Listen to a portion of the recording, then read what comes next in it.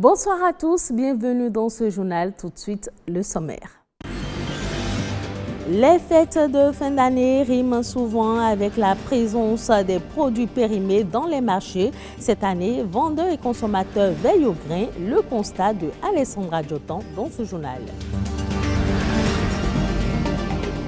La tontine en ligne, une pratique de plus en plus répandue au sein de la population. Cette version modernisée de la tontine contribue à la hausse du pouvoir d'achat du citoyen, mais n'est pas sans conséquences.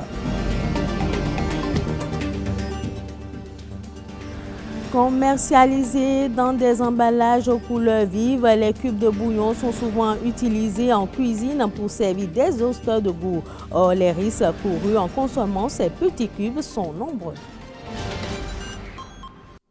Bienvenue dans cette édition. À l'approche des fêtes de fin d'année, le risque de tomber sur des produits périmés ou à date proche est élevé. Cette situation s'explique par le fait que certains commerçants mettent à profit les opérations de solde pour écouler les invendus. Les aliments, boissons et autres liqueurs directement consommés sont concernés. Roger Agosset, Lucrèce Amoussoui et Alessandra Diotan se sont rendus au marché Missebo pour le constat. Voici le reportage. Ce n'est plus qu'une question de jours. Les fêtes de Noël et du Nouvel An sont là. Tout comme les autres acheteurs de ce marché, ce jeune père de famille est venu s'approvisionner en conséquence. On s'est pour acheter quelques boissons, pain pour les fêtes. Il faut faire du plaisir à la famille, les belles familles, les amis, les enfants aussi, quoi. Les prix ne sont pas abordables parce qu'il se pourrait que les choses sont un peu chères. Devant cet étalage de liqueurs, il va consacrer une bonne partie de son temps à parcourir les bouteilles, à lire sur les étiquettes. C'est à juste titre. Avant d'acheter, il faut vérifier les dates d'expiration, tout ça avant d'acheter, parce que tous ne sont pas conformes. La période est en effet critique car, profitant de la forte demande, certains commerçants animés de mauvaise foi déversent sur le marché des produits périmés ou très proches de leur date de péremption. Mais les consommateurs semblent désormais plus aguerris. Moi, il faut dire que tout le monde est averti. On sait que de nos jours, il y a cette situation. Donc, ceux qui n'arrivent pas à vérifier peuvent se rapprocher des gens pour leur demander. Sinon, on se fait prendre au piège, pour nous prendre au piège pour que... Et c'est arrivé à la maison qu'on constate que les dates ne sont pas bonnes et on est obligé de jeter. Donc ça s'est déjà passé plusieurs fois. Du coup, avant d'acheter, je regarde toujours les dates de péremption. Les tomates, les trucs en boîte, en fait, les conserves, voilà. Ça, par exemple, c'est des biscuits que j'ai achetés pour les enfants. Et ça va se périmer le 23/10/2022. La vigilance semble être aussi le maître mot dans le rang des commerçants, ici au marché Missebo. Je contrôle mes choses avant d'acheter. Je recontrôle avant d'acheter parce qu'il n'y a pas d'argent dans le pays. Et je vais encore acheter quelque chose qui est moins de 2 mois, mais moins de 3 mois chez moi. Donc je veille sur mes choses. Nous sommes ici, là, on fait en gros. Donc tous les 2 semaines, on a les produits, les arrivages. Donc les arrivages qu'on a, c'est les nouveaux. Donc on est sûr que tout, il n'y a pas de périmé dedans. Et encore, on contrôle avant de... Parce qu'on nous amène d'abord les échantillons, on vérifie. On vérifie d'abord avant de prendre. Il y a parfois des agents commerciaux qui nous livrent des produits proches de la péremption. Le contrat est clair. À l'approche de la date, tu leur fais savoir si tu as vendu ou pas pour qu'ils viennent reprendre leurs articles. D'après les témoignages recueillis, les équipes de contrôle de qualité veillent au grain et seraient régulières dans les marchés et boutiques en cette période de fête. Cette assurance n'exclut nullement que le client soit vigilant afin de se mettre à l'abri de tout risque d'intoxication alimentaire. elles sont de plus en plus courantes sur les réseaux sociaux.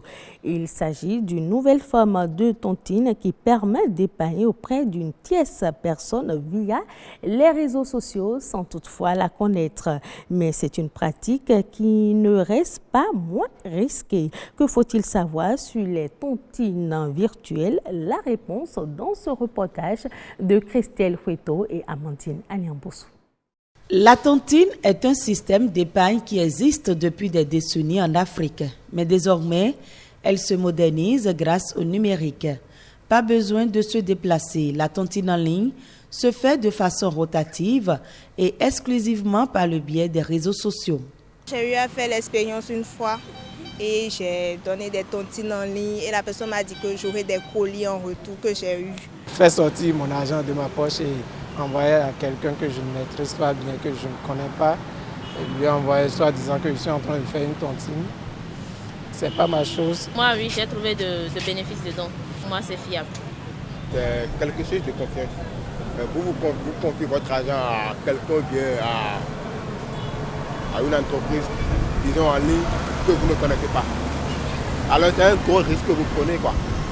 Tontine pour achat, entre autres, de sacs, de chaussures, de paille et des ustensiles de cuisine. De plus en plus, des groupes WhatsApp et Facebook se créent dans le but de réaliser des tontines. Ils sont devenus très tendance et chacun y trouve son compte. Désormais, nous n'avons plus besoin d'avoir un tontinier avec caisse ou bien sac en main qui se promène et qui va donc susciter l'attention des voleurs. On n'aura plus ça. Donc avec le numérique, les fonds paraissent plus sécurisés. Ça se passe dans une certaine discrétion donnée. Nous pouvons être au Bénin et participer à une tontine aux États-Unis, dans un autre pays. Cela montre donc que cette tontine en ligne permet de briser les frontières. Et contrairement à la tontine classique, celle en ligne ne nécessite pas la présence des membres. Certains le font entre amis, d'autres ne se connaissent pas, ce qui pourrait constituer un risque. Nous supposons un instant que l'un des membres ou des adhérents de cette tontine n'arrive pas à payer à temps. Quels seraient les recours contre ce dernier s'il est dans un pays loin? Le code sur le numérique par rapport aux opérations financières demande à ce que ceux qui les pratiquent puissent faire des déclarations à hauteur du montant de transactions financières. Mais la vraie question est de savoir ceux qui initient cette tontine-là, est-ce que réellement ils arrivent à faire ces formalités? Ce n'est pas évident. Et s'ils ne le font pas, et lorsqu'il y aura des difficultés, à qui faire recours?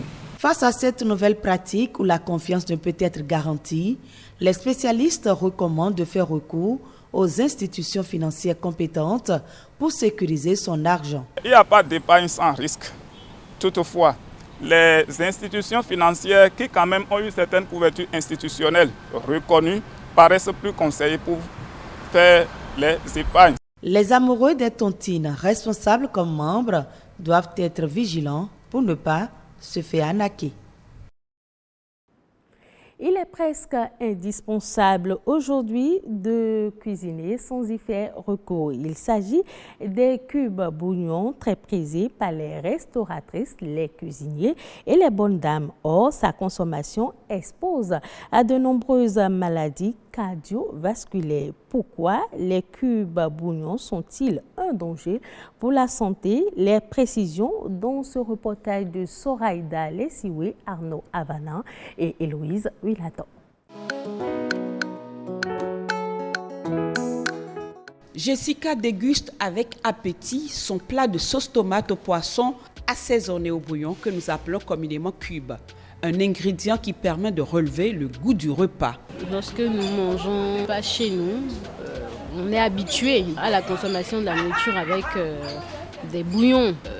Le jour où la dame prépare sans le bouillon, vous avez l'impression que ça n'a pas de goût. Je pense que c'est à cause des bouillons là que le goût est un peu plus sorti. Enfin, le goût n'est plus naturel. Chez moi, à la maison, je contrôle ce que je mange, je sais ce qu'on me prépare. Mais en allant manger dehors, je ne peux pas contrôler. Moi, je n'utilise pas beaucoup de cubes. Honnêtement, c'est l'oignon qui domine ma cuisine. Exhausteur de goût, Ces bouillons devenus le roi de la cuisine contiennent des substances telles que le glutamate de sodium qui est néfaste pour la santé. D'autant que sa forte teneur en sel le place sur la liste des aliments à éviter en cas d'hypertension artérielle, selon les spécialistes. Le sel est vraiment incriminé dans l'hypertension artérielle. Donc, une consommation excessive du sel peut entraîner une augmentation de la pression artérielle. Aujourd'hui, au Bénin, on est à 12 grammes de consommation quotidienne de sel par individu. Alors que l'Organisation mondiale de la santé nous recommande de prendre maximum 5 grammes de sel par jour. La forte consommation des bouillons contribue à cette élévation de consommation de sel qu'on a dans nos ménages. Ces additifs colorés, en apparence inoffensifs, peuvent en réalité être cancérigènes.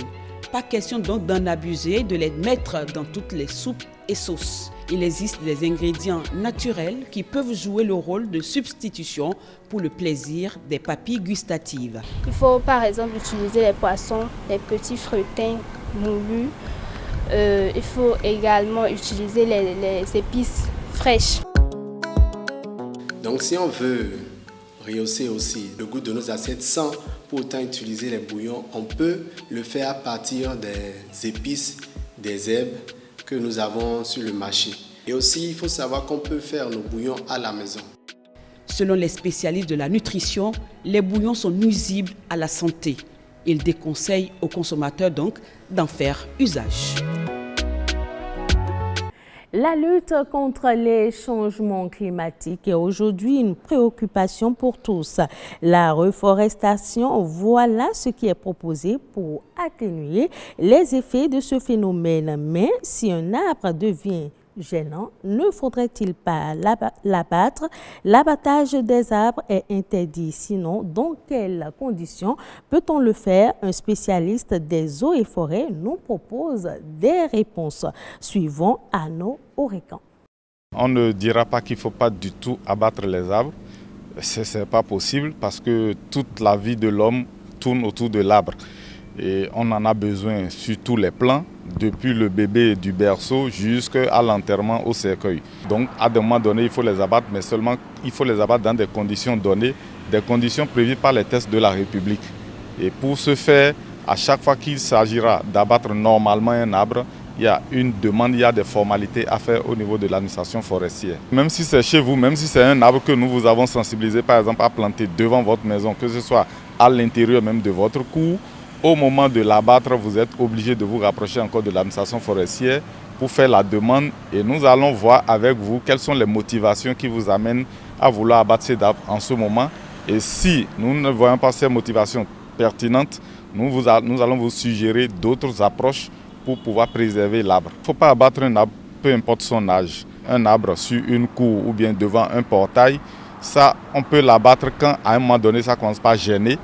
Et que ce soit la toiture, que ce soit un danger de chute sur un bâtiment ou que ce soit pour aménager, pour construire. On peut abattre en ce moment, quel que soit l'âge. Mais si c'est une plantation que vous avez installée, avant d'abattre cet arbre, il faut requérir l'avis des techniciens que nous sommes au niveau de l'administration forestière parce qu'il faut voir avec vous quels sont vos objectifs sylvicoles. Les objectifs sylvicoles, ça veut dire quoi? Au moment où vous voulez planter, mettre en place votre plantation, quel est l'objectif que vous visez? Est-ce que vous visez juste de reboiser pour l'embellissement? Est-ce que vous visez de reboiser parce que vous voulez les utiliser après pour faire des meubles? Ou bien vous visez de planter ces arbres pour pouvoir les vendre après comme des bois de service ou bien des bois énergie? Donc nous vérifions tout ça avant de vous accorder une autorisation et nous vous conseillons. Et ce sera tout pour cette édition. Merci de l'avoir suivi. Retrouvez ce journal sur le site de l'ORTB, www.ortb.fr.